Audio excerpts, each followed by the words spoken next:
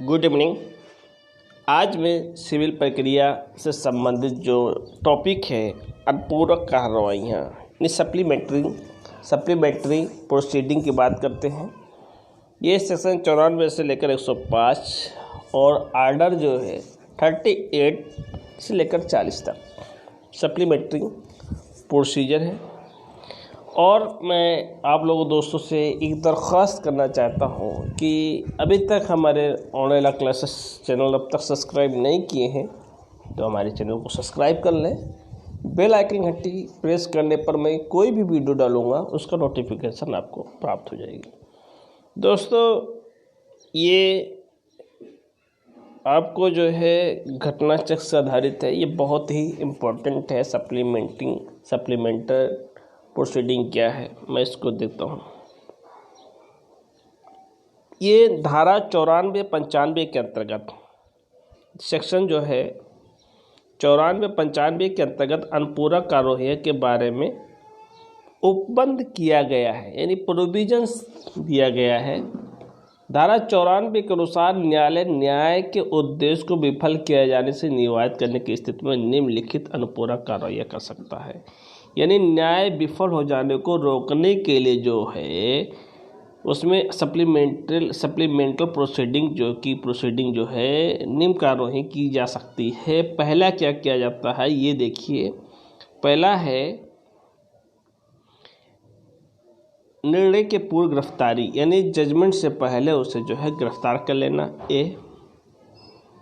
B कहता है कि निर्णय के पूर्व कुर्क, यानी निर्णय के पहले क्या कर सकता है, कुर्क कर सकता है। सी क्या कहता है, अस्थायी विदेश। डी कहता है किसी संपत्ति रिसीवर को नियुक्त करना, अंतर्वर्ती आदेश जारी करना। ये बताया गया है, ठीक। और उसके बाद में हम ये देखेंगे कि निर्णय के पूर्व गिरफ्तारी आदेश 38 नियम 1 से लेकर 4 तक। आदेश 38 नियम 1 से लेकर 4 तक मैं इसको रीड करता हूँ। आदेश 38 नियम 1 के अनुसार जहाँ न्यायालय का वाद किसी भी प्रकरण में, यानी किसी भी प्रकरण में ये समाधान हो जाता है कि प्रतिवादी वाद को क्या करेगा, विलंबित करने या न्यायालय के आदेशों के बचने के लिए, क्या है, न्यायालय का जो आदेशिका है उससे बचने के लिए, या डिक्री जो पारित की जानी है उसके निष्पादन को विफल करने के लिए आशय से, उसके जो निष्पादन के विफल करने के आशय से, इस कंडीशन में क्या है कि न्यायालय को क्या कर देता है कि न्यायालय को ये समाधान हो जाता है कि प्रतिवादी वाद को क्या विलंब करेगा, वाद को डिले करेगा। न्यायालय का जो इशू प्रोसेस है उससे बचने के लिए डिक्री पारित की जानी हो तो उससे निष्पादन को विफल करने के आशय से ये सारा कार्य करता है। तो न्यायालय की पहली वह कंडीशन है कि न्यायालय की अधिकारिता की सीमाओं से वो क्या हो गया हो, फरार हो गया हो। जो कोर्ट के जुरिडिक्शन है उस जुरिडिक्शन की जो बाउंड्रीज है उससे क्या हो, फरार हो गया हो या छोड़ गया हो। यानी फरार हो गया हो या छोड़ गया हो, अथवा फरार होने वाला हो या छोड़ने वाला हो, अथवा अपनी संपत्ति या उसकी किसी भाग को क्या है, बेनित कर चुका हो, यानी बिक चुका हो या हटा चुका हो। पहली कंडीशन ये कहता है। दूसरी कंडीशन कहता है प्रतिवादी ऐसी परिस्थिति में भारत छोड़ने वाला है और जिससे ये प्रतीत होता है कि डिक्री जो पारित की जानी है उसके निष्पादन में विफलता होगी या विलंब होगा, वहाँ न्यायालय प्रतिवादी की गिरफ्तारी के लिए और न्यायालय के समक्ष उससे इसलिए लाए जाने के लिए वो यह हेतु दर्शित करे कि वो अपनी उपस्थिति के लिए प्रतिभूत क्यों न दे, वारंट निकाल सकेगा। और आदेश 38 नियम 2 के अनुसार प्रतिवादी कार्य विवक्षण यानी हेतु दर्शित करने में असफल रहा हो तो न्यायालय उसे प्रतिभूत देने के लिए क्या है, आदेश दे सकता है। यानी जो है प्रतिभूत या सिक्योरिटी जमा करा सकता है कोर्ट जो है किस सेक्शन किस ऑर्डर में, ऑर्डर 38 नियम 2 के अंतर्गत। यानी उसके बाद में ये कहता है आदेश 38 नियम 4 के अनुसार यदि प्रतिवादी यानी जो डिफेंडेंट होता है प्रतिभूत देने में यानी सिक्योरिटी देने में क्या होता है, असफल रहता है, जो सिक्योरिटी है उसे देने में क्या होता है, असफल होता है, तब कोर्ट जो है उसे तब तक के लिए सिविल कारागार के लिए सौंप देने का आदेश दे सकता है जब तक वाद का विनिश्चय न हो, जब तक वाद का निपटारा ना हो तब तक वो सिविल कारागार में कोर्ट आदेश दे सकता वहीं रहे, या प्रतिवादी के विरुद्ध या डिग्री पारित तो तुष्ट न हो जाए, जब तक प्रतिवादी के विरुद्ध डिग्री पारित हुआ हो तुष्टि न हो जाए। ठीक। अब परंतु कोई व्यक्ति गिरफ्तार कारागार में 6 माह से अधिक के अवधि के लिए तथा जहाँ विषय वस्तु की रकम मूल्य 50 रुपये से अधिक नहीं है तो 6 सप्ताह से अधिक अवधि के लिए निरुद्ध नहीं किया जाए। जिसकी मूल्य जो 50 रुपये से अधिक नहीं है तो 6 सप्ताह तक अधिक उसे जो है बंदी नहीं बनाया जा सकता है। निम्न मामले में निर्णय से पूर्व गिरफ्तारी नहीं हो सकेगी। कुछ मामले में है कि जो निर्णय से पहले जो है गिरफ्तार नहीं किया जा सकेगा। अब उसे हम देखते हैं। पहले क्या है, अचल संपत्ति की पुनः प्राप्ति की वाद, जो इमूवेबल प्रॉपर्टी है उसमें जो पुनः प्राप्ति की वाद में। दूसरी कहता है अचल संपत्ति के बंटवारे के बाद में पार्टीशन, जो इमूवेबल प्रॉपर्टी है उसमें नहीं की जा सकती है। यानी इमूवेबल प्रॉपर्टी में जो है क्या नाम है, मॉर्गेजी है या चार्ज है या फोरक्लोजर है या विक्रय है, सेल है या डिडक्शन है, इस संबंधित सूट में नहीं की जा सकती है। या इमूवेबल प्रॉपर्टी में किसी इंटरेस्ट का डिटरमाइन करना है, उस केस में जो है उन्हें क्या निर्णय से पहले गिरफ्तारी नहीं की जा सकती है। बी कहता है निर्णय के पूर्व कुर्क यानी आदेश 38 नियम 5 और रूल 13 के बारे में बात करते हैं।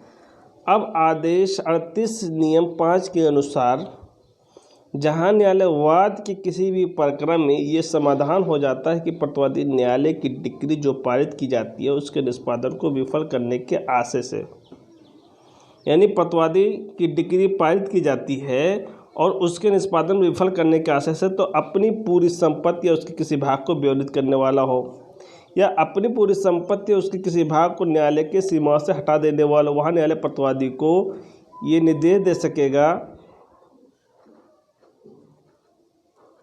देगा कि ऐसी संपत्ति को या डिग्री के तुष्ट के लिए पर्याप्त मूल्य को अपेक्षा किए जाने पर या पेश करने के लिए न्यायालय के लिए वैध रखने वाले प्रतिभूत दे, उपस्थित और हेतु दर्शित करने की प्रतिभूत क्यों न देनी चाहिए।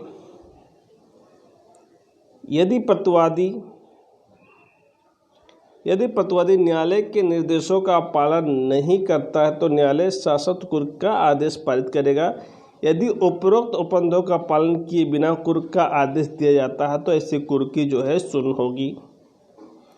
आदेश 38 नियम 6 के अनुसार यदि प्रतिवादी द्वारा हेतु दर्शित नहीं किया जाता है, ये वो प्रतिभूत देने में असफल रहता है, तो न्यायालय प्रतिवादी की संपत्ति या डिक्री संतुष्ट योग संपत्ति के भाग को कुर्क करने का आदेश देगा। आदेश 38 नियम 9 के अनुसार जब निर्णय से पूर्व कुर्की का आदेश किया जाता है तब यदि प्रतिवादी प्रतिभूत सहित कुर्की के खर्च दे देता है, वाद खर्च हो जाता है, तब न्यायालय द्वारा कुर्की का प्रत्याहार का आदेश दिया जाएगा। आदेश 38 नियम 10 के अनुसार निर्णय से पूर्व कुर्क न तो पर व्यक्ति के अधिकारों को प्रभावित करेगी और न ही विक्रय के लिए आवेदन करने से डिक्रीदार को वर्जित होगा। अब आदेश 38 नियम 11 के अनुसार निर्णय के पूर्व कुर्क की गई संपत्ति डिक्री के निष्पादन को पुनः कुर्क नहीं की जाएगी। आदेश 38 नियम 12 के अनुसार कृषि उपज निर्णय से पूर्व कुर्की का आदेश कुर्क नहीं की जा सकती है। आदेश 38 नियम 13 के अनुसार लघु वाद न्यायालयों को सत्ता और संपत्ति की कुर्क के आदेश देने का अधिकार नहीं है। अब देखते हैं पार्ट सी की बात करता अस्थायी व्यवदेश। अस्थायी व्यवदेश की बात करते हैं तो आदेश 39 नियम 105 अस्थायी विदेश का ऐसा है जो न्यायालय द्वारा वाद की किसी प्रकरण में वादग्रस्त संपत्ति को वाद के अंतिम निर्णय तक न्यायालय के अग्रिम आदेश तक यथास्थिति बनाए रखने के लिए प्रदान किया जाता है। आदेश 39 नियम 1 के अनुसार निम्न दशाओं में अस्थायी विदेश दिया जा सकता है। पहला क्या कंडीशन है? वाद में विवादग्रस्त संपत्ति के संबंध में किसी पक्षकार द्वारा नुकसान पहुंचाने, यानी वाद विवादग्रस्त संपत्ति में संबंध में किसी पक्षकार द्वारा नुकसान पहुंचाने के दुर्व्यवहार करने का आदि खतरा हो। दूसरी कंडीशन क्या कहता है इसका? प्रतिवादी ऋण धारकों के साथ कपट करने के आशय से अपनी संपत्ति हटाने या बेनित करने की धमकी देता हो या आशय रखता हो। प्रतिवादी जो ऋण धारकों के साथ जो है कपट करने के आशय से अपनी संपत्ति को हटाने या बेनित करने की धमकी देता हो या आशय रखता हो। तीसरी कंडीशन ये कहता है कि प्रतिवादी वादी को विवादित संपत्ति से बेकब्जा करने की या वादी की संपत्ति की क्षति करने की धमकी देता हो। आदेश 39 नियम 2 के अनुसार संविदा भंग करने से किसी प्रकार का अनुच्छेद करने से, प्रतिवादी को अवरुद्ध करने से के लिए किसी वाद में या प्रतिवादी की प्रतिवादी संविदा भंग क्षति करने का अवरुद्ध करने के लिए अस्थायी विदेश के लिए न्यायालय आवेदन वाद प्रारंभ होने के पश्चात किसी भी समय निर्णय के पहले पश्चात कर सकेगा। आदेश 39 नियम 2(a) के अनुसार अस्थायी विदेश की अवलोकन या भंग निम्न परिणाम होंगे। ऐसे व्यक्ति की संपत्ति कुर्क कर ली जाएगी जो 1 वर्ष तक प्रभाव में रहेगी। यदि 1 वर्ष के अवधि समाप्त के बाद अवहेलना जारी रहता है तो ऐसी कुर्क संपत्ति बेचकर क्षतिग्रस्त पक्षकार को क्षतिपूर्ति प्रदान दी जाएगी। ऐसे व्यक्ति को 3 माह से अनधिक समय के लिए सिविल कारागार में निरुद्ध किया जाएगा। आदेश 39 नियम 3 के अनुसार न्यायालय विदेश देने से यह पूरी निर्देश देगा कि ऐसे आवेदन की सूचना विरोधी पक्षकार को दी जाए, परंतु न्यायालय की ऐसी राय है कि विरोधी पक्षकार को विदेश देने के संबंध में सूचना देने विलंबकारी होगा। ऐसे विलंब से विदेश उद्देश्य विफल हो जाएगा तो न्यायालय आवेदक के आदेशित करेगा कि वो विदेश देने वाले आदेश देने के तुरंत बाद आवेदन के पत्र के साथ साथ वादपत्र की शपथ पत्र की प्रति अन्य दस्तावेज की प्रतियां विरोधी पक्षकारों को दे या रजिस्टर्ड डाक द्वारा भेजे उस तारीख को जिसने यह ऐसा विदेश दिया गया है या उस दिन से ठीक अगले दिन के लिए ये कथन शपथ पत्र की 2 प्रतियां दे दी गई हो या भेजी गई हो। आदेश 39 नियम 3 के अनुसार जहां कोई विदेश विरोधी पक्षकार को सूचना दिए बिना दिए गए हो वहां न्यायालय आवेदन के निपटारा विदेश दिए जाने के 30 दिन के भीतर किया जाएगा। यदि ऐसे करने में असमर्थ हो इसके कारण लिखा जाएगा। आदेश 39 नियम 4 के अनुसार विदेश किसी भी आदेश से असंतुष्ट पक्षकार के न्यायालय में दिए गए आवेदन पर ऐसे विदेश को प्रभावोन्मुक्त परिवर्तित या आपस किया जा सकता है। उत्तर प्रदेश राज्य संशोधन अधिनियम के अंतर्गत निम्न मामले में अस्थायी विदेश पारित नहीं किया जा सकता है। पहला, सरकारी कर्मचारी के स्थानांतरण के लिए, निलंबन या पदोन्नति के लिए, अनिवार्य सेवा निवृत्ति या पदच्युत के लिए। दूसरी, सरकारी कर्मचारी के विरुद्ध अनुशासनात्मक कार्रवाई, किसी निर्वाचन को रोकने के संबंधी मामले, सरकार द्वारा नीलामी किए जाने के रोकने संबंधी मामले में, भू राजस्व वसूली योग्य किसी बकाया संबंधी मामले में, विश्वविद्यालय के मामले में।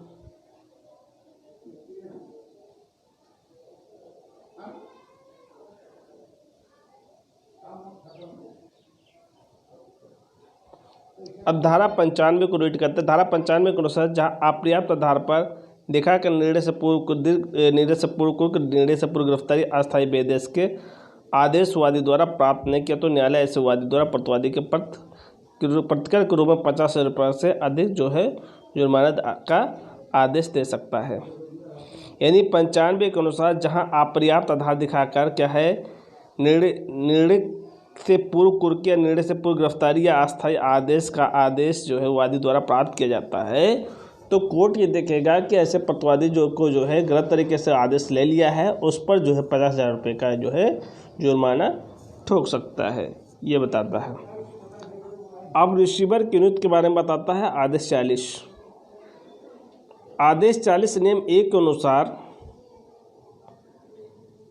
जब न्यायालय को न्याय संगत या सुविधापूर्ण प्रतीत होता हो तो आदेश द्वारा किसी संपत्ति का रिसीवर नियुक्त कर सकता है, यानी किसी प्रॉपर्टी का जो है रिसीवर नियुक्त कर सकता है, चाहे किसी डिक्री के पूर्व या पश्चात, चाहे किसी डिक्री के पूर्व या पश्चात किसी संपत्ति से किसी वैध का कब्जा या वृक्षा हटा सकेगा, उसे रिसीवर के कब्जे या वृक्षा या प्रबंध के लिए सौंप सकता है। आदेश 40 नियम 1 के अनुसार ही रिसीवर को निम्नलिखित शक्तियाँ प्राप्त हैं।